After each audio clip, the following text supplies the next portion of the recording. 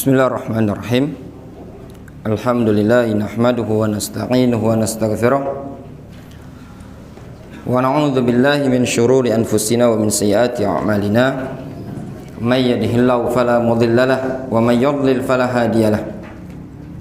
Wa asyhadu an la ilaha illallah wahdahu la syarika lahu wa asyhadu anna Muhammadan abduhu wa rasuluhu sallallahu alaihi wa ala alihi wa ashabihi ajma'in, amma ba'd. Kita lanjutkan masih pada halaman 79 dari buku yang kita kaji, Al-Manhajus Salafi, di cetakan yang kita miliki. Qala Ibnu Taimiyah rahimahullahu taala, berkata Syekhul Islam Ibnu Taimiyah rahimahullahu taala, man fassara al-Qur'ana awil haditha wa ta'awwalahu ala ghairi tafsiril ma'ruf anis sahabati wat tabi'in fahuwa muftarin ala Allah, mulhidun fi ayatillahi ta'ala, muharrifun lil kalim an mawadhi'ihi, wa hadha fathun libabiz zandaqa wal ilhad, wa huwa ma'lumul butlan bil ittirar min dinil Islam.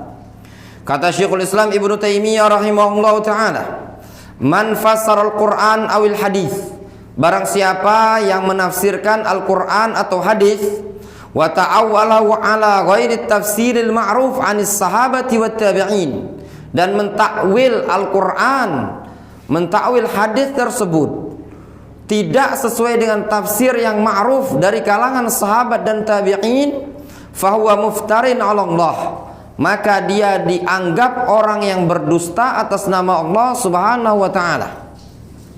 Siapa yang menafsirkan Al-Quran, menafsirkan hadis tidak sesuai dengan tafsirnya sahabat, tidak sesuai dengan tafsirnya tabi'in, maka dia digolongkan orang yang muftarin ala Allah, orang yang berdusta atas nama Allah subhanahu wa ta'ala.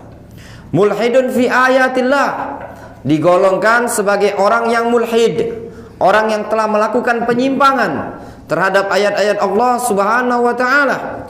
Muharrifun lil kalimi an mawadhi'ihi, serta digolongkan sebagai orang yang mentahrif, mengotak-atik ayat-ayat Allah subhanahu wa ta'ala dari makna-makna yang sesungguhnya. Wa hadza fathun libabiz zandaqa wal ilhad, kata Ibnu Taimiyah, ini bisa membuka pintu kezindikan dan ilhad. Wa huwa ma'lumul butlan bil ittiral min dinil Islam.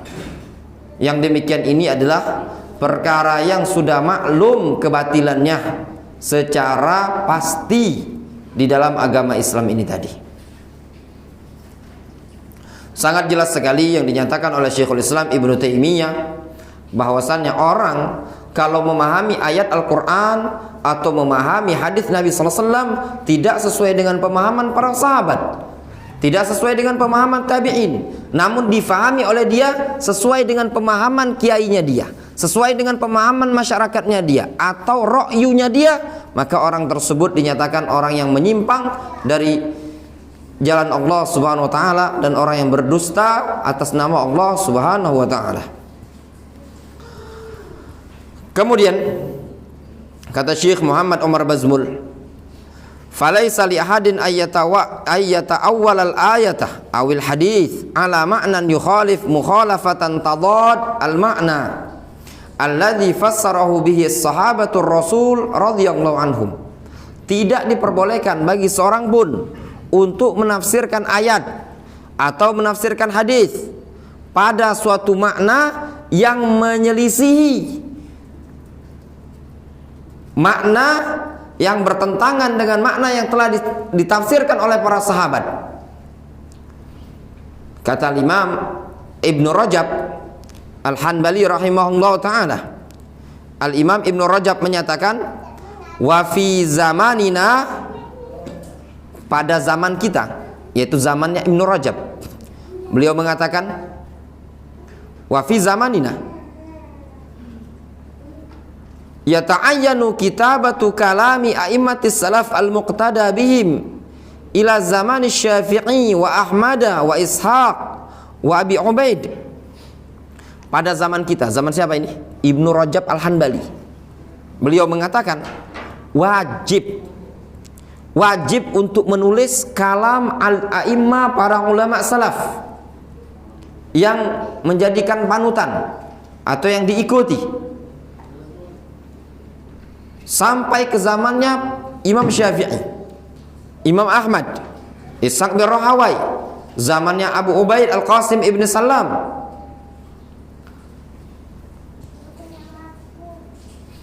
Maknanya kata beliau, di zaman Ibnu Rajab itu sudah kewajiban bagi umat untuk merujuk kepada kalamnya ulama-ulama sebelumnya sampai kepada kalamnya Al-Imam Asy-Syafi'i. Wal yakunil insanu ala hadarin mimma hadatsa ba'dahum. Hendaknya seseorang insan waspada terhadap sesuatu yang terjadi setelah mereka. Maknanya setelah siapa? Setelah zamannya para ulama. Fa innahu hadatsa ba'dahum hawaditsu katsiratun. Dikarenakan setelah generasi para ulama terdahulu akan terjadi atau telah terjadi sekian banyak kejadian-kejadian. Wa hadatsa man intasaba ila mutaba'ati sunnah wal hadits min adh-dhahiriyyah wa nahwihim wa huwa ashaddu mukhalafatan laha li syudzudzihi 'anil a'immah. Lihat kata Ibnu Rajab, sudah muncul kata beliau orang yang bernisbat kepada mutaba'atus sunnah, bernisbat ngikuti sunnah, ngikuti hadis dari kalangan zahiriyah dan yang semisal mereka. Kata Ibnu Rajab, di zaman kami sudah muncul orang yang mengklaim sebagai ngikuti sunnah dari kalangan zahiriyah, wa huwa asyaddu mukhalafatan laha, dalam keadaan dia adalah orang yang asyaddu mukhalafah, yang paling berat, paling kuat dalam menyelisihi sunnah tersebut, li syudzudzihi 'anil a'immah, dikarenakan nyelenehnya dia dari pendapat para ulama. Ya ikhwan, antum bisa bayangkan az-zahiriyah, qaul az-zahiriyah mu'tabara fil fiqh, mu'tabar, teranggap dalam masalah fikih, sering dinukilkan oleh para ulama pendapat az-zahiriyah seperti Ibnu Hazm, Daud al-Zahiri. Dalam keadaan fikih mereka teranggap, namun kata Ibnu Rajab, hakikatnya mereka adalah orang yang sangat menyelisih sunnah. Ini masalah yang sebenarnya bukan masuk dalam ranah sigar talabatul ilm, pembahasan Ibnu Hazm dan Daud al-Zahiri dan yang lainnya. Ana secara pribadi pernah tanya dengan salah seorang masyayikh guru kita dulu, bagaimana dengan Ibnu Hazm, Daud al-Zahiri dan yang lainnya yang mereka diintiqad, dikritik oleh para ulama yang lain dikarenakan penyelisihan atau penyimpangan mereka, kekeliruan mereka dalam masalah akidah. Dinasihatkan ketika itu, la hadil mas'alah la yatadakhal fiha sigar talabatul ilm. Masalah seperti ini penuntut ilmu yang masih pemula jangan masuk. Ringkasnya ikhwan, Ibnu Hazm mungkin sebagian antum sudah kenal, ma'ruf. Beliau punya kitab Al-Muhallah. Namun beliau dalam masalah akidah dikecam berat, keras oleh para ulama pada masanya. Sampai-sampai Ibnu Abil Hadi beliau menyatakan Ibnu Hazm jahmiyun jildin, jahmi tulen. Sebagian para ulama mengatakan dua kiranya Ibnu Hazm zahiriyun fil aqidah, zahiri dalam masalah akidah, tapi ternyata dalam masalah akidah beliau tidak zahiri, tidak sesuai dengan akidah salaf. Namun dalam masalah fikih ternyata beliau zahiri. Ini diantara poin yang disebutkan, dikritik oleh Imam Ibnu Rajab. Kalau sekelas Ibnu Hazm, orang yang ma'ruf, masyhur dengan keilmuan, dengan fikihnya, dalam keadaan dianggap menyelisih permasalahan akidah, mukhalafah li sunnah, terus bagaimana dengan kita yang kita sendiri tidak teranggap dalam masalah fikih, namun menyelisih banyak para ulama dalam masalah akidah, dalam masalah uslub dakwah, dalam masalah metode. Wanfiradi anhum bifahmihin yafhamu aw ya'khudh ma lam ya'khudh bihi al-a'immatu min qablihi, yaitu tatkala dia bersendirian dengan suatu pemahaman yang dia fahami tadi, atau dia mengambil sesuatu yang tidak diambil oleh para ulama sebelumnya.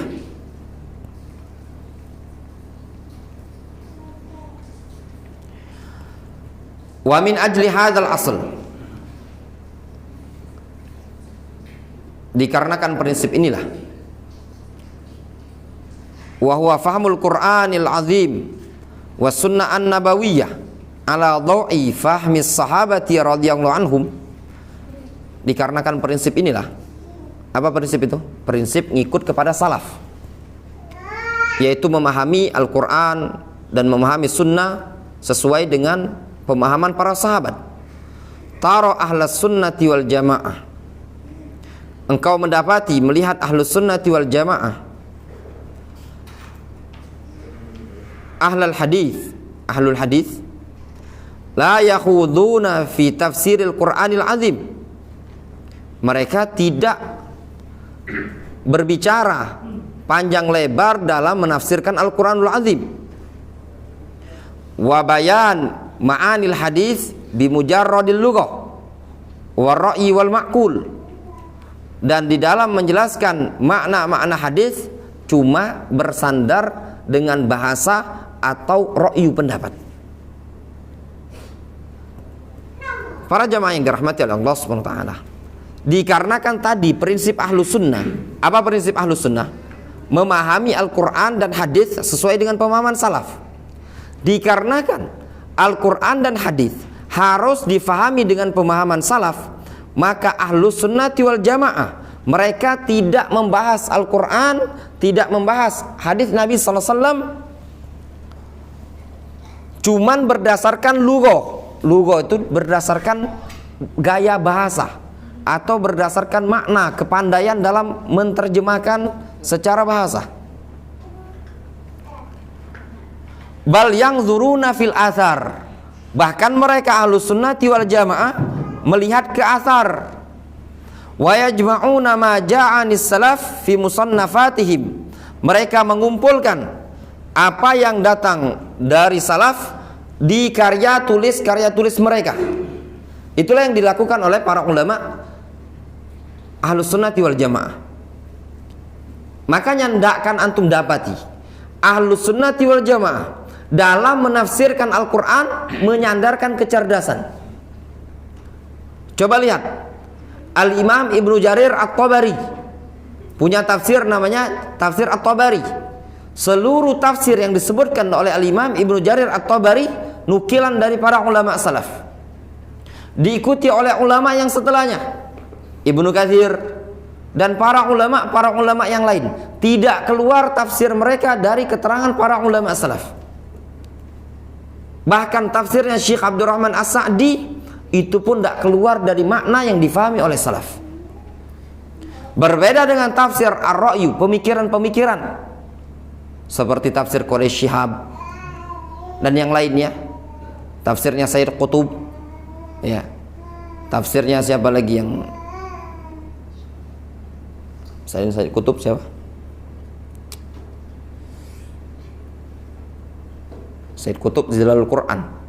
Satu lagi yang Muhammad Rashid Ridho punya tafsir juga, apa, Al-Manar kalau salah ya, Al-Manar. Semua tafsir yang tidak bersandarkan dengan aqwal salaf. Wa yajma'una ma ja'anis salaf fi musannafatihim wa yabnuna 'alaihi fiqhahum wa ijtihadahum Wa ala khilafihim ahlul bid'ah wal ahwa. Mereka ahlus sunnati wal jamaah mengumpulkan seluruh riwayat yang datang dari salaf dalam karya tulis mereka. Mereka bangun fikih dan ijtihad mereka di atas pemahaman salaf. Berbeda dengan ahlul bid'ah dan ahlul ahwa. Mereka dalam tafsir saja membangun tafsir tadi dengan pemikiran ahlul lughah, dengan menggunakan kepandaian lughah. Contoh misalkan tafsir Az-Zamakhsyari, Al-Kasyaf, baru muqaddimah dia sudah memasukkan pemikiran nyelenehnya dari sisi bahasa. Disebutkan oleh Syekh Ibnu Utsaimin dalam syarah Muqaddimah Ushul Tafsir. Kata Syekh Ibnu Utsaimin, Az-Zamakhsyari ini nulis tafsir Mu'tazilah ya, Zamakhsyari itu Mu'tazilah. Nama tafsirnya Al-Kasyaf. Di muqaddimah dia nulis Alhamdulillahilladzi khalaqal Qur'ana. Segala puji bagi Allah yang telah menciptakan Al-Qur'an. Pemahaman kufur bukan? Kufur. Kata orang-orang, kalau antum bertafsir seperti ini, mana akan laku di pasaran? Diubah sama dia. Alhamdulillahilladzi ja'alal Qur'ana. Segala puji bagi Allah, ja'alal Qur'ana. Ja'ala kalau dimuta'addikan dengan satu maf'ulun bihi itu maknanya khalaqah. Namun kalau dimuta'addikan dengan dua maf'ulun bihi maknanya sayyarah. Orang yang tidak paham dari gaya bahasa Zamakhsyari tidak nampak penyimpangan dia sama sekali. Makanya kata para ulama, tafsir Zamakhsyari murni kutubul lughah, bukan kitab tafsir. Begitu juga tafsir yang zaman sekarang, tafsir yang sangat jauh dari pemahaman salaf. Tafsir Quraisy Shihab, tafsirnya Sayyid Qutb, namanya Zilalul Quran. Itu racun Sayyid Qutb ngumpul di situ. Juga tafsirnya Muhammad Rashid Ridho, namanya Al-Manar, juga ngumpul di situ. Ini dua tafsir ini, ya, bukan tafsir yang asing. Antum kalau tanya Ar-Razi, ya, pasti antum dikasih referensi ke sana. Nggak usah Ar-Razi, antum datang ke UIN, antum tanya sama dosen-dosen UIN, gimana kalau baca tafsir Sayyid Qutb sama tafsirnya Muhammad Rashid Ridho Al-Manar? Anda yakin banyak dosen yang merekomendasikan. Ya. Qala Ibnu Taimiyah rahimahullah ta'ala. Berkata Ibnu Taimiyah rahimahullah ta'ala, wa qad adalatil murji'ah fi hadzal asl, yakni al-iman. Sungguh al-murji'ah telah berpaling menyimpang pada asal seperti ini, yaitu permasalahan iman. An bayanil kitabi wa sunnah wa aqwalis sahaba wa tabi'ina lahum bi ihsan. Al-murji'ah menyimpang dari menjelaskan Al-Quran dan sunnah dan aqwal sahabat dan tabi'in. Wa'tamadu ala ra'ihim. Mereka murji'ah bersandar dengan pendapat mereka, pemikiran mereka. Wa ala ma ta'awwaluhu bi fahmihim al-lughah. Dan murji'ah bersandar dengan apa yang mereka tafsirkan sesuai dengan pemahaman mereka dari sisi bahasa. Wa hadhihi tariqatu ahlil bid'ah. Ini adalah tariqah, metodenya ahlul bid'ah. Sepandai apapun antum, siapapun orangnya, kalau dia dalam belajar agama ini tadi cuman mengandalkan bahasa Arab, maka sesat. Harus merujuk ke salaf. Terus bagaimana dengan bahasa Arab? Bahasa Arab kata Al-Imam Ibnu Rajab dalam kitab Bayan Fadli Ilmi Salaf ala Ilmi Khalaf, bahasa Arab itu kal milhi fit ta'am. bagaikan garam di makanan. Kalau kebanyakan asin, kalau dikit hambar. Tujuan belajar bahasa Arab adalah saunul lisan anil khata' fil kalam wal kitabah, menjaga lisan dari kesalahan baik ketika ngomong ataupun ketika menulis. Yang kedua, tujuan bahasa Arab adalah untuk dipelajari al-isti'anah li fahmil kitab wa sunnah, untuk membantu supaya faham Al-Quran dan Sunnah, bukan untuk mengotak-atik atau bersandar dengan bahasa Arab. Tidak diperbolehkan. Antum lihat, kalau dari sisi banyak yang pandai bahasa Arab, sangat banyak. Dari kalangan mereka alul ahwai wal bid'ah itu luar biasa, sangat pandai. Apalagi kalau dalam masalah bid'ah, luar biasa. Mereka mengotak-atik, melegalkan adanya bid'ah hasanah yang disebutkan oleh para ulama. Mereka mengatakan bid'ah hasanah itu ada. Tidak setiap bid'ah adalah sesat. Yang antum tahu, setiap bid'ah adalah sesat. Kalau ditanya dalil, mana Yusuf? Setiap bid'ah adalah sesat. Kullu bid'atin dhalalah. Setiap bid'ah adalah sesat. Setiap bid'ah adalah sesat. Katanya dia, tidak bisa seperti itu. Tidak setiap bid'ah adalah sesat. Tidak setiap lafadz kullu itu maknanya umum. Terkadang lafadz kullu bermakna ba'dun, sebagian. Ada kok indikasi yang menunjukkan kullu itu terkadang bermakna ba'dun, sebagian. Ini syubhat, ya. Antum kalau rajin buka YouTube, ada anak kecil pinter kali yang gitu, ya. Anak kecil diajarin di doktrin, ya tanya, mungkin anak santri NU mungkin, ya. Ya itu tadi syubhat. Argumentasinya disebutkan dalam Al-Quran, dalam surah Al-Kahfi, ketika Allah SWT menceritakan ya tentang kisah Nabi Khidir itu, ya. Gimana ayatnya? Ya'khudhu kulla safinatin ghasban. Seorang raja ini, wa min waraihim malakun, atau wa min waraihim malikun ya'khudhu kulla safinatin ghasban. Di belakang mereka ini ada seorang raja yang ya'khudhu kulla safinatin ghasban, yang suka ngambil setiap kapal dengan merampas. Disebutkan setiap kapal, tapi secara kenyataan tidak setiap kapal yang diambil. Kenapa? Ada kapal yang dibolongi sama Khidir. Ketika dibolongi, Musa tanya, kok kenapa dibolongi? Kata Khidir, di kampung ini ada penguasa suka ngambil kapal yang bagus-bagus. Kalau kapal dibolongi, tidak diambil sama dia.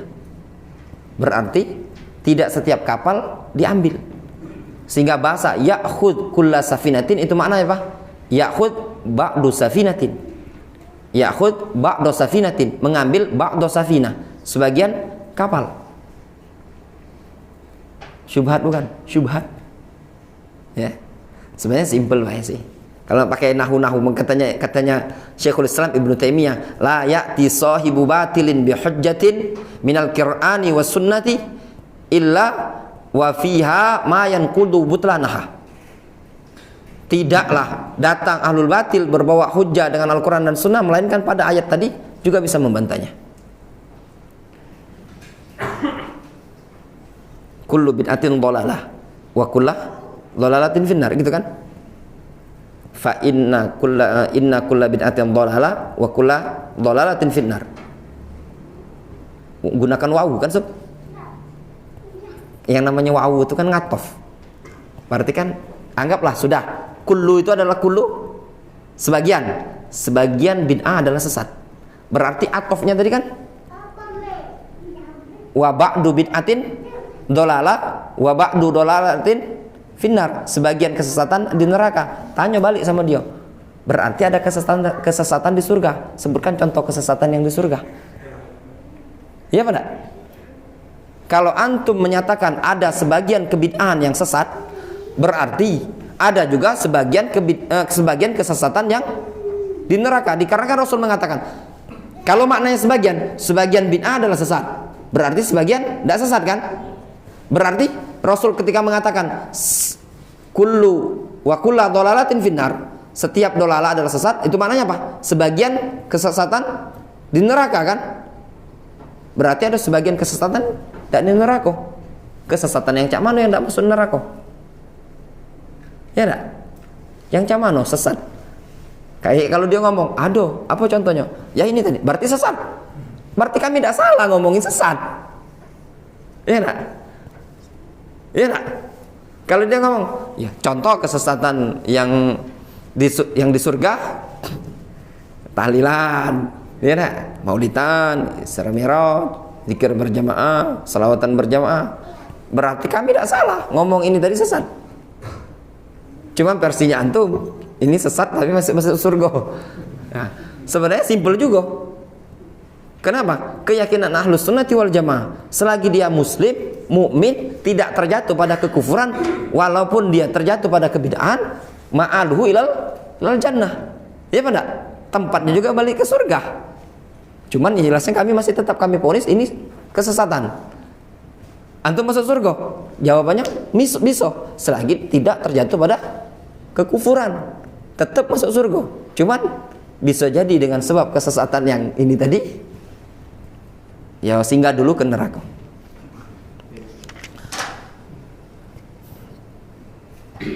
Walihada kana al-Imam Ahmad yaqul aktsaru ma yukhti'un nasu min jihati ta'wil wal qiyas. Kebanyakan umat manusia itu salah dari sisi takwil dan qiyas. Jelas sekali dari pernyataan dari Syekhul Islam Ibnu Taimiyah rahimahullah taala. Ya.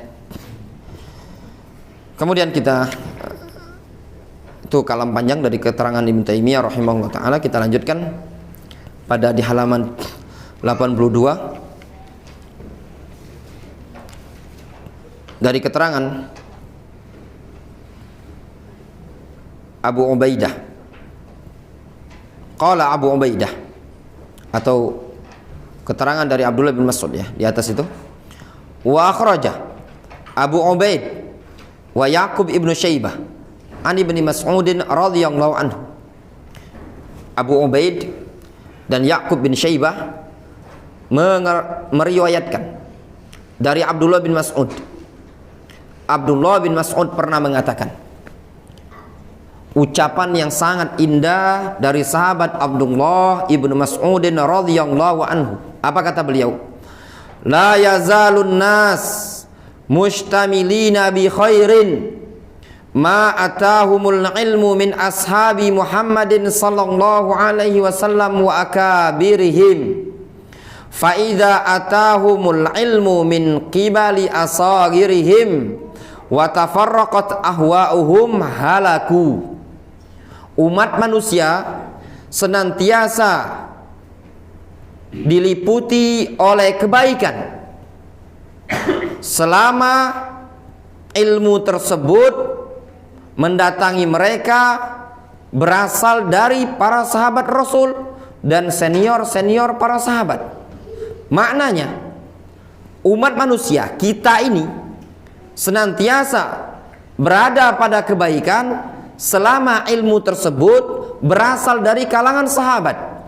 Faida atahum al-ilmu min qibali asagirihim, apabila ilmu datang dari orang-orang sigar, wa tafarraqat ahwa'uhum, dan hawa nafsu mereka berbeda-beda, berpecah-pecah, halaku, mereka akan binasa.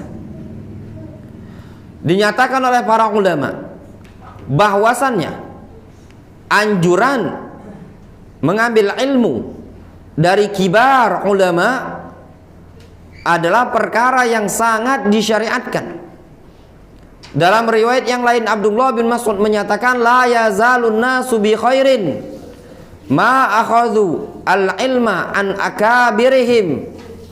Umat manusia senantiasa berada dalam kebaikan selagi mereka mengambil ilmu dari senior kibarnya mereka.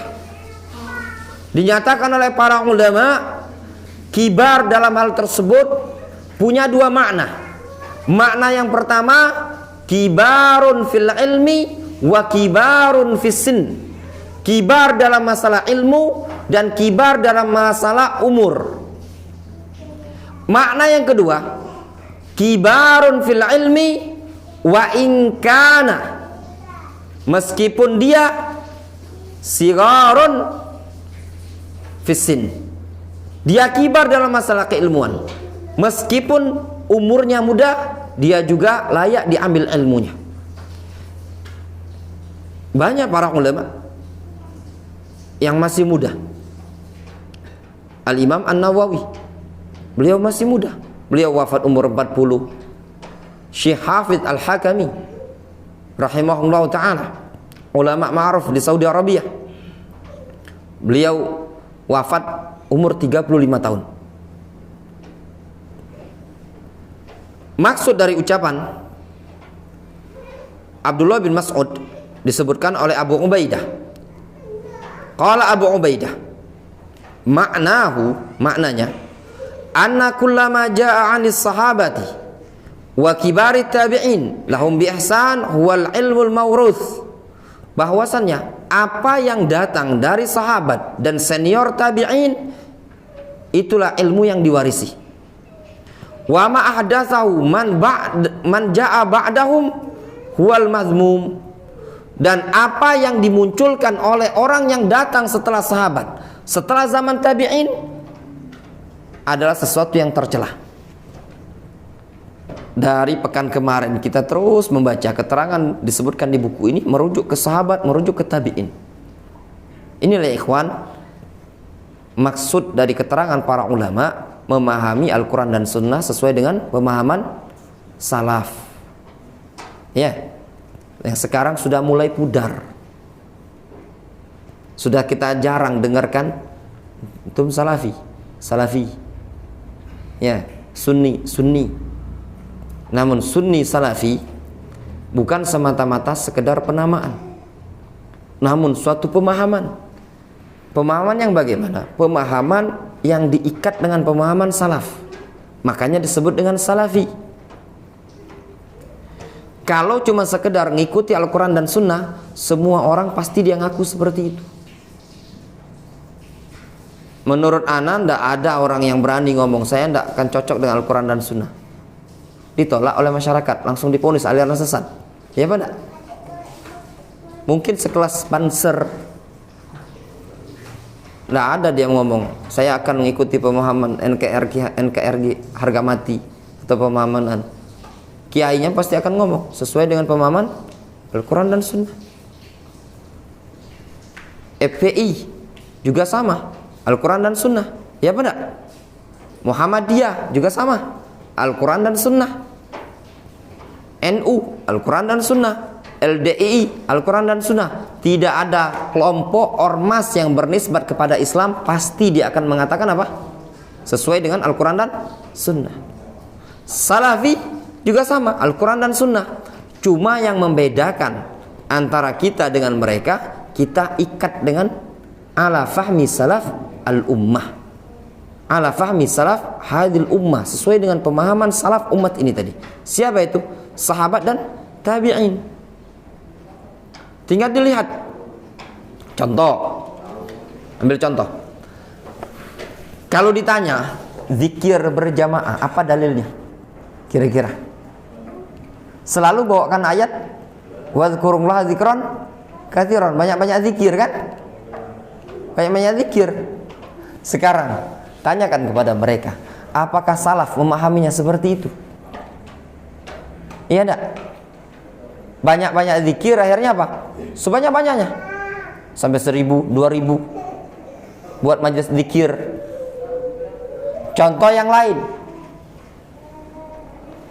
seperti pemahaman Khawarij terhadap Al-Quranul Karim. faqtulul musyrikina haitsu wajadtumuhum. Bunuhlah kaum musyrikin dimanapun kalian jumpa. Ketemu ada kesempatan, bom. Kenapa? Karena Allah Subhanahu wa taala menyatakan faqtulul musyrikin haitsu wajadtumuhum. Bunuhlah kaum musyrikin dimanapun kalian menjumpainya. Apakah seperti itu pemahaman sahabat? Setiap ketemu kaum musyrikin di kota Madinah ditujah? Tidak kan? Tidak seperti itu. Itulah yang membedakan pemahaman ahlus sunnah dengan pemahaman ahlul ahwa'i wal bid'ah. Ya, difahami baik-baik. Nah, jadi dalam beramal, beribadah tadi tidak cukup cuma sekedar ngikut Al-Quran dan Sunnah, tapi dilihat pemahaman tadi. Ya, kalau cuma sekedar ngikut Al-Quran dan Sunnah, mungkin bisa jadi kita memahami sesuai dengan cara yang kita pahami. Maksudnya ikhwan, jangan sampai kita ini ibadah, ya ternyata ibadah kita ini tadi, kita punya dalil, disebutkan dalil, mana dalil, bawakan dalil, tapi ternyata dalil kita ini tadi, kita beribadah dengan dalil ini, tidak ada seorang pun sahabat yang memahami sebagaimana yang kita kerjakan. Difahami? Wallahu ta'ala a'lamu bishawab. Insyaallah kita lanjutkan setelah salat Isya. Bismillahirrahmanirrahim. Alhamdulillahi nahmaduhu wa nasta'inuhu wa nastaghfiruh wa na'udzu billahi min syururi anfusina wa min sayyiati a'malina. May yahdihillahu fala mudilla lahu wa may yudlil fala hadiya lahu. Wa asyhadu an la ilaha illallah wahdahu la syarika lah wa asyhadu anna Muhammadan abduhu wa rasuluhu sallallahu alaihi wa ala alihi wa ashabihi ajma'in, amma ba'd.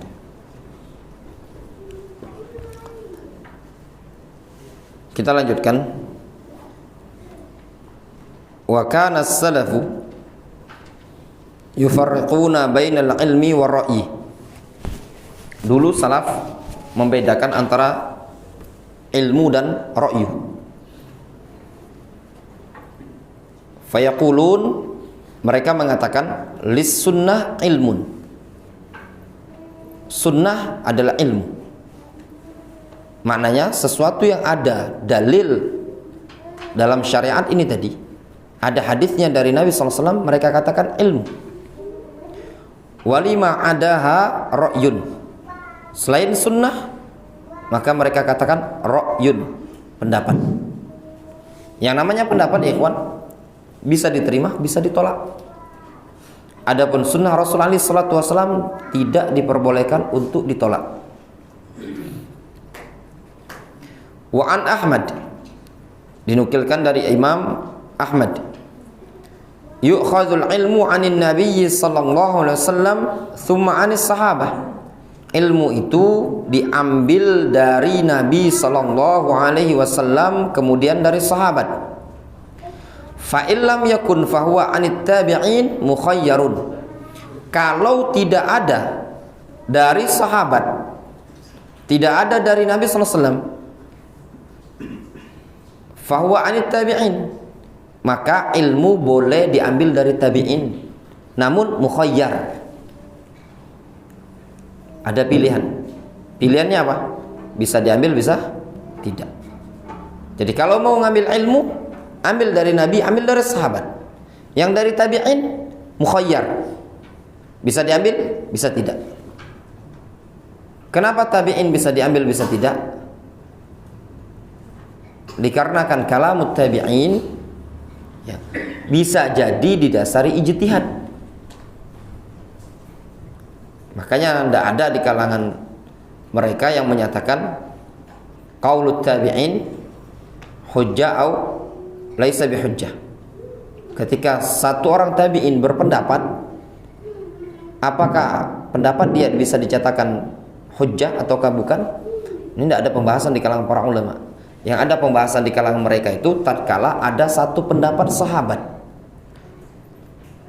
Ada seorang sahabat berpendapat, namun tidak ada penyelisihan terhadap dalil, juga tidak diselisih oleh sahabat yang lain. Dibahas oleh para ulama ahli usul, hal qaulus sahabi fi ma lam ya'ti ad-dalilu fihi wa lam yukhalif ghairahu minas sahabah huwa hujjah am laisa bihujjah? Apakah ucapan satu orang sahabat pada kasus yang tidak ada dalilnya dan tidak menyelisih pendapat sahabat yang lain, apakah ini dinyatakan hujjah ataukah tidak? Ada khilaf di kalangan para ulama. Adapun kalam tabi'in, ucapan yang masyhur dari Imam Ahmad, dari Abu Hanifah dan yang lainnya, mukhayyar. Makanya Imam Malik rahimahullah ta'ala beliau menyatakan kullun yu'khadhu min qawlihi wa yutrak illa sahibu hadzal qabr. Setiap orang bisa diambil pendapatnya, bisa ditinggalkan, kecuali apa? Pemilik kuburan ini, yaitu Nabi kita alaihi salatu wassalam.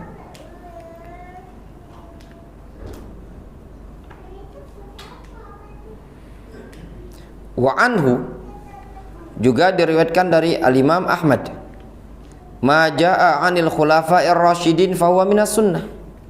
Apa yang datang dari khulafa' rasyidin itu adalah bagian dari sunnah.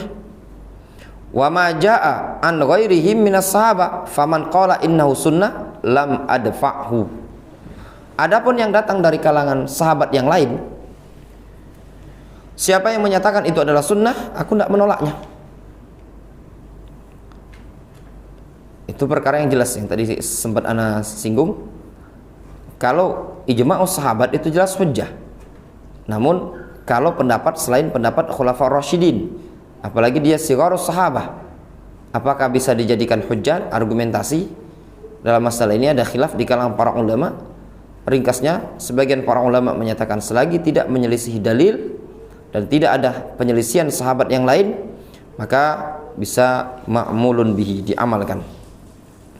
Wa an Ibnul Mubarak rahimahullah ta'ala, dari Abdullah bin Mubarak, liyakun al-mu'tamadu alaihi al-athar, hendaklah yang menjadikan sandaran dia adalah al-athar.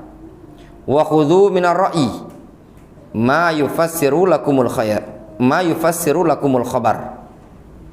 Dan ambil pendapat tersebut, yaitu sesuatu yang bisa menjelaskan kepada kalian atau menafsirkan kepada kalian hadis tersebut. Maknanya, kata Abdullah ibn Mubarak, ambil athar. Yang dimasukkan athar apa? Hadis Nabi SAW. Ambil pendapat para ulama, yaitu pendapat yang menjelaskan maksud dari hadis. Kalau ada pendapat yang tidak menjelaskan maksud dari hadis, jangan diambil. Ini makna ucapan Abdullah bin Mubarak. Walhasil, kesimpulannya, anna ra'ya in kana mustanadan lin naqli minal kitabi was sunnah fa huwa mahmud. Bahwasannya ra'yu, pendapat, kalau bersandar kepada penukilan dari Al-Quran dan Sunnah, maka pendapat tadi terpuji. Wa in tajarrada an ilmin fahuwa mazmun. Kalau tajarrada an ilmin fahuwa mazmum, maka mazmum, tercelah. Tajarrada maknanya kosong dari ilmu, maka pendapat tersebut tercelah, maknanya kosong dari asar Nabi SAW ataupun dari sahabat. Kemudian kata Syekh Muhammad Umar Bazmul, wayan bani ala hadis simah umurun. Pada ciri yang seperti ini, apa ciri ahlus sunnah? Yaitu kembali kepada pemahaman salaf. Terbangunlah beberapa prinsip, beberapa perkara. Yang pertama, annahum la yakhudun fid din bi ara'ihim wala bi uqulihim. Bahwasannya mereka ahlus sunnah tidak akan berbicara dalam agama ini dengan pendapat dan akal-akal mereka. Itulah ahlus sunnah. Tidak akan banyak membawakan akal. Kalau urusan agama ini dicocok-cocokkan dengan akal, tidak akan ketemu. Lihat Ali bin Abi Thalib, beliau mengatakan, "Lau kana ad-dinu bir-ra'yi, lakana asfalul khuffi aula bil mashi min a'la. Wa qad ra'aitu Rasulullah sallallahu alaihi wasallam yamsahu ala zahir khuffaihi." Kata Ali bin Abi Thalib, kalau seandainya agama ini dengan akal, niscaya bagian bawah sepatu lebih layak untuk diusap dibandingkan bagian atas. Namun sungguh aku pernah melihat Rasul mengusap bagian atas kedua sepatu beliau. Ini kasus permasalahan al-mashu 'alal khuffain, ngusap dua khuf. Permasalahannya gini. Misalkan antum sudah berwudu, badan agak meriang-meriang, kemudian pakai kaos kaki. Khuf itu meliputi segala sesuatu yang menutupi kedua mata kaki, baik dia kaos kaki terbuat dari kain, ataupun dia terbuat dari kulit, ataupun sepatu yang tinggi. Ketika sudah berwudu, diperbolehkan bagi seseorang untuk tidak membasuh kakinya, tapi cukup mengusap bagian atas khuf tadi selama 24 jam kalau mukim, 3 hari 3 malam bagi musafir. Nah, Ali bin Abi Thalib pernah melihat Rasul mengusap bagian atas sepatu ya. Kalau secara logika yang layak untuk diusap di mana? Bagian bawah. Kenapa? Karena yang diinjak. Tapi ketika wudhu Rasul ngusap yang atas. Wa fi riwayatin ma kuntu ara batinal qadamain illa haq bilukas hatta raaitu Rasulullah sallallahu alaihi wasallam yamsa ala dhahri khuffaihi. Dulu tidak aku berpandangan bagian bawah mata kaki tadi, melainkan layak untuk dibasuh. Hatta ra'aitun nabiyya sallallahu alaihi wasallam yamsa ala dhahri khuffaihi, sehingga aku pun pernah melihat Rasul mengusap bagian punggung. Kata Ali, pikiranku bagian bawah itu layak dibasuh, namun ternyata pernah Rasul mengusap bagian atas. Ternyata apa? Pikiran Ali meleset dari bimbingan Rasul alaihi salatu wassalam.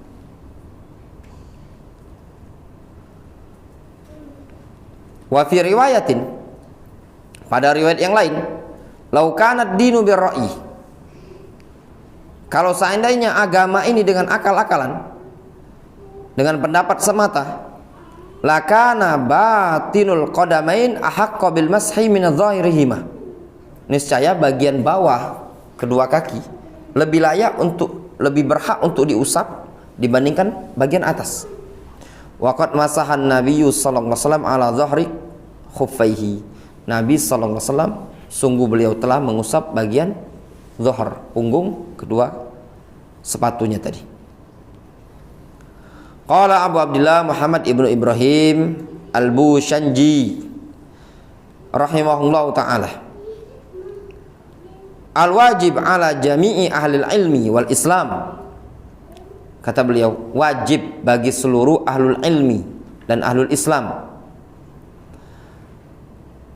ayyalzimu al-qasda lil ittiba', harus mengilzam niat kita untuk ittiba'. Mengilzam maknanya harus memaksa niat kita untuk ittiba'. Wajib siapapun kita. Wa ayyaj'alu al-usula allati nazala bihal Qur'an wa atat bihas sunan minar rasul ghayatin lil uqul. Yang kedua, kewajiban kita ahlul ilmi dan juga ahlul Islam agar menjadikan al-usul, prinsip yang Al-Qur'an bawa dan yang dibawa oleh sunnah Rasul, ghayat lil uqul, puncak bagi akal. Maknanya apa? Apapun akal dia, cerdasnya dia, puncaknya dimentokkan kepada Al-Quran atau hadis. Jangan dijadikan puncaknya akal, ini Al-Quran, ini hadis, dicocokkan ke akal. Bukan. Tapi akal kita dicocokkan pada puncak. Kalau dicocokkan pada puncak itu Al-Quran dan hadis, tidak sesuai, berarti fattahim akhlak, curigai akalnya antum. Difahami? Setelah dipikir-pikir, nah tidak masuk akal. Antum ngomong, akal ini tidak beres berarti. Bukan antum nyalakan. Jangan-jangan mungkin contoh misalnya masalah sebagian para ulama mensahihkan hadis gerak-gerakkan jari jemari. Ya enggak? Kira-kira kalau tidak masuk akal, masa digerak-gerakkan gini? Ya sudah, diam. Tidak usah komentar. Nabi itu kedinginan, makanya saya ini. Ya enggak? Ini namanya ngakali. Nyesuaikan. Wala taj'alul uqul ghayatin lil usul. Jangan dijadikan akal tadi puncak untuk usul, prinsip tadi.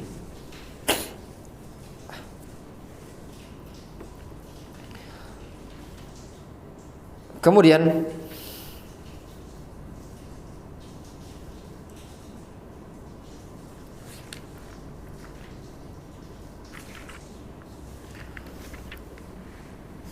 yang keberapa tadi? Yang pertama ya. Kemudian yang berikutnya,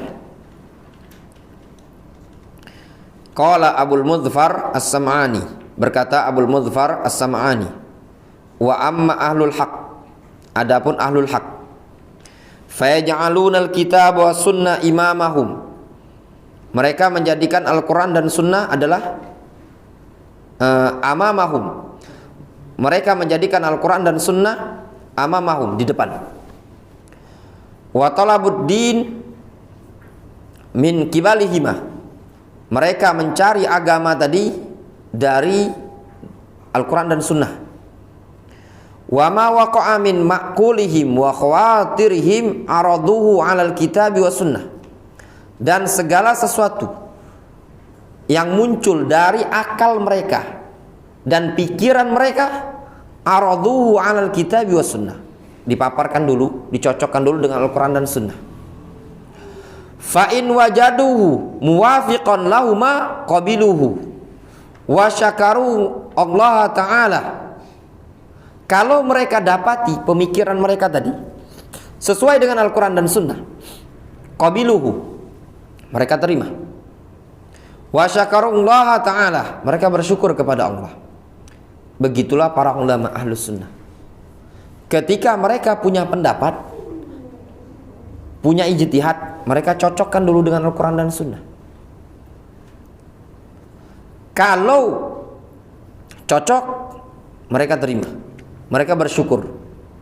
Haitsu arahum dzalika wa waffaqahum ilaihi, yang mana dari sisi Allah SWT memperlihatkan kepada mereka hal tersebut dan memberikan taufik kepada mereka kepadanya. Wa in wajaduhu mukhalifan lahuma, kalau mereka mendapati pendapat mereka tadi, akal mereka tadi menyelisih Al-Quran dan sunnah, taraku ma waqa'a lahum, mereka tinggalkan apa yang mereka berpendapat tadi. Wa aqbalu 'alal kitabi was sunnah, dan mereka maju mengambil Al-Quran dan sunnah. Wa raja'u bituhma 'ala anfusihim, mereka pun mundur ke belakang dengan cara menuduh diri mereka sendiri. Setelah dicocokkan, oh ternyata tidak sesuai dengan Al-Quran dan sunnah. Antum punya pendapat, tidak masalah, semua orang bebas punya pendapat. Ketika antum punya pendapat, antum cocokkan sesuai tidak dengan Al-Quran dan sunnah. Kalau tidak sesuai dengan Al-Quran dan sunnah, maka jangan.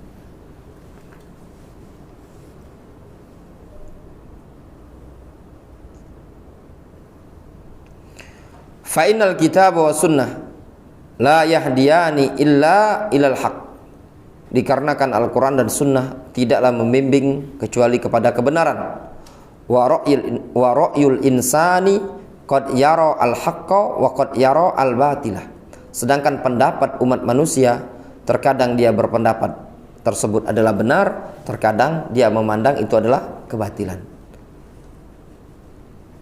Wa qala rahimahullah, beliau juga mengatakan, wa amma ahlus sunnah, adapun ahlus sunnah, fa innahum yatamassakuna bima nataqa bihil kitab was sunnah. Adapun ahlus sunnah selalu berpegang teguh dengan yang disampaikan, diucapkan oleh Al-Quran dan sunnah. Wa yahtajjuna lahu bil hujajil wadhiha wad dalail as-sahihah. Mereka ahlus sunnah selalu berhujjah dengan hujjah-hujjah yang jelas, dengan dalil-dalil yang sahih. Ala hasabi ma adzina fi syar'u wa warada bi sam'u, sesuai dengan apa yang telah diizinkan oleh syariat dan telah datang dengannya Al-Quran. Wala yadkhuluna bi ara'ihim fi sifatillahi ta'ala wala fi ghairiha min umurid din. Mereka tidak masukkan pendapat-pendapat mereka tentang urusan sifat Allah, tidak pula pada selain sifat-sifat Allah dari perkara agama. Wa ala hadza wajadu salafahum wa a'immatahum. Atas dasar inilah mereka mendapati, atau atas prinsip inilah mereka mendapati salaf mereka dan para ulama mereka. Dengan jelas sekali keterangan dari Al-Imam As-Sam'ani, ya, anjuran untuk ittiba manhajus salaf.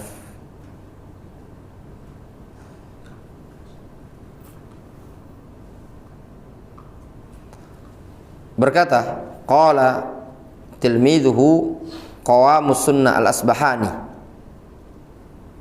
Berkata Imam Al-Asbahani,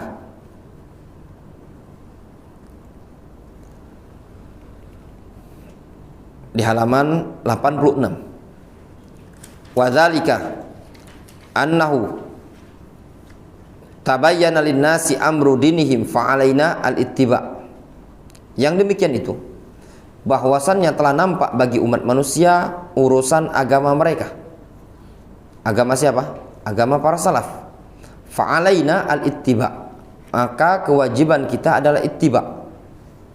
Li'anad din innama ja'a min qibalillahi ta'ala, dikarenakan agama ini datang dari arah Allah Subhanahu wa ta'ala. Lam yudha ala uqulir rijali wa araihim, agama tidak diletakkan pada akal dan pendapat umat manusia.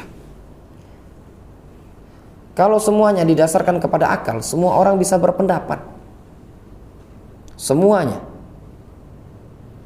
Coba lihat zikir setelah sholat maghrib, baru sholat maghrib.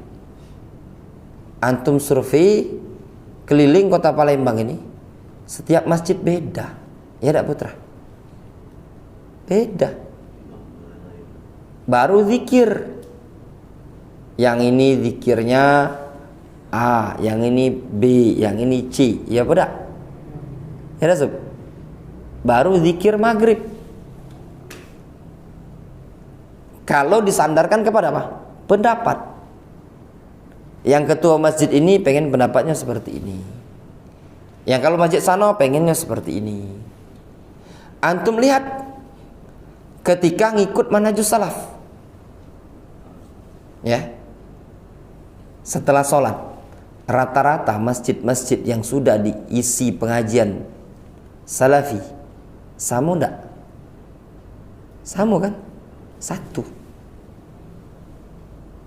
Walaupun berbeda-beda yang mengurus.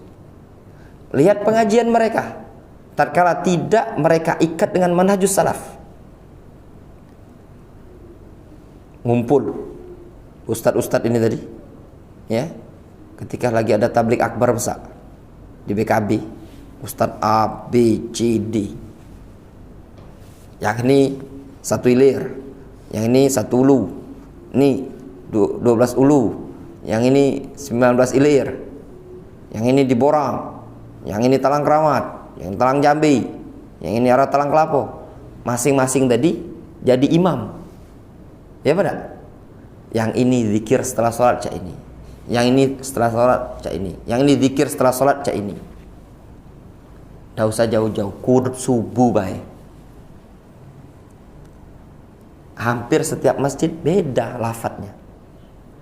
Ya enggak? Ada yang ditambahi dengan tambahan-tambahan doa selamatan, ya enggak? Ada yang cukup dengan Allahumma dina fiman hadait wa afina fiman afait. Ada yang diselawatan dulu, ya enggak? baru kunut subuh. Tatkala diserahkan kepada apa? Kepada akal. Masing-masing berupaya untuk menyesuaikan cara mereka masing-masing. Contoh yang lain, perayaan Maulid Nabi. Masing-masing berbagai macam. Ada yang harus ngaji dulu, ya enggak? Pembacaan tilawatul Quran. Yes. Kemudian sudah tilawah apa? Sari tilawah juga. Lengkap. Barulah ceramah, barulah apa barzanji baca barzanji itu yang itu kan apa namanya? Maulid lah istilah mereka, kisah-kisah Nabi ya. Selawatan. Ada yang cuma ceramah, Be. Ada kan cuma ceramah, Be. Ceramah Maulid Nabi itu tadi. Nah, adalah kemarin itu. Sekitar 2 hari atau 3 hari yang lalu. Awal-awal dulu balik dari Yaman, anak pernah kejebak. Tahun baru. Cuma ceramah, Pak. Buka hati ada cara. Pas suruh ngisi kajian. Anak enggak perlu tahu kalau itu tahun baru kan. Mana mikirkan tanggal kita kan enggak tahu. Pas lah duduk di sini. Ya jamaahnya biasa, cak ini, Bay. Daerah Mupakat itu nah, arah depan Pusri Maju sana kan. Lorong Mupakat itu. Kata ketua masjidnya. Dalam rangka memperingati acara tahun baru Hijriah. Tahun baru Hijriah. Cuman ini dia ngomong, tapi ini Ustaz, kita cuma bae. Cuma apa namanya ceramah bae, tidak kata acara-acara lain. Maklum karena setelah ana selidiki yang ketuanya tadi background Muhammadiyah kultural. Tapi lah ketularan, ya kan? Nah, ceramah bae. Kemarin nelpon. Was-wasan nelpon itu ternyata. Nah, ini jangan-jangan nak nyuruh lagi acara Maulid masalahnya kan. Enggak pernah Bapak itu lama enggak nelpon, tahu-tahu nelpon. Anak kira nak Maulid dah. Ternyata nak jalan khutbah 2002 itu tadi. Anak kira nah ini Maulid lagi Bapak ini caknya kan. Berbeda. Ada yang cuma ceramah, baik, ceramah. Jadi tidak kata ada baca Al-Qur'an, tidak kata selawat-selawatan, cuma ceramah. Ada yang selawat-selawat. Itu baru perayaan Maulid Nabi. Isra Mi'raj juga sama. Tahun baru juga sama. Kalau diserahkan kepada akal, masing-masing yang berbeda. Wa qad bayyana Rasul as-sunnah li ummatihi wa awdahaha li ashabihi. Rasul telah menjelaskan sunnah kepada umat dan menjabarkannya kepada para sahabat. Faman khalafa ashaba Rasulillah sallallahu alaihi wasallam fi syai'in minad din faqad dhalla. Siapa yang menyelisih sahabat Rasul sedikit saja dari urusan agama ini, faqad dhalla, maka sungguh dia telah tersesat. Waqal, beliau mengatakan, wala nu'aridu sunnatan nabiyyi sallallahu alaihi wasallam bil ma'qul. Kita tidak diperbolehkan mempertentangkan sunnah Rasul dengan akal. Itu tidak boleh, ikhwan. Kalau antum belum mampu untuk mengamalkan, sudah diam. Oh, maksud Rasul itu cak ini. Tidak usah nak cak ini. Kalau belum mampu mengamalkan, sudah, tidak masalah. Ya, uzur, bisa jadi uzur bagi antum belum mampu mengamalkan. Li'anad din innama huwal aql. Dikarenakan agama adalah akal. Apa makna agama adalah akal? Maksudnya adalah akal itu yang sehat pasti akan mencocoki agama. Itu maksud li'anad din innama huwal aql. Sesungguhnya agama hanyalah akal. Maksudnya apa? Akal yang sehat pasti akan mencocoki agama. Kalau ternyata akal ini tadi tidak cocok dengan agama, berarti akalnya tidak sehat. Apa kata beliau? Li'annal akal, dikarenakan akal. Kaget dipotong juga kan, sebagian orang motong. Ada ulama antum, ulama salafi bilang agama itu adalah akal. Mana dalilnya? Disebutkan apa? Rujukan referensinya. Taklik nomor 3 itu dalam kitab Al-Hujjah fi Bayanil Mahajjah karya Abul Qasim Al-Asbahani. Ada katanya ulama salaf yang bilang agama adalah akal. Gawat juga. Lihat ada potongan terakhirnya. Kata beliau, dikarenakan agama adalah akal, Li'anal akal ma yuaddi ila qabulis sunnah. Dikarenakan akal adalah sesuatu yang bisa mengantarkan untuk menerima sunnah. Akal adalah sesuatu yang bisa mengantarkan seseorang untuk bisa menerima sunnah. Fa amma ma yuaddi ila ibtaliha fa huwa jahlun la aqlun. Adapun kalau akal yang bisa menolak sunnah, yang mengantarkan untuk menolak sunnah, itu bukan akal, namanya jahlun, kebodohan. La aqlun, bukan akal. Ya. Intinya, kalau akal sehat pasti bisa menerima sunnah. Kalau ternyata akalnya tidak bisa menerima sunnah, berarti akalnya bodoh. Coba secara akal sehat ya. Kenapa kita harus menerima sunnah? Jawabannya simple.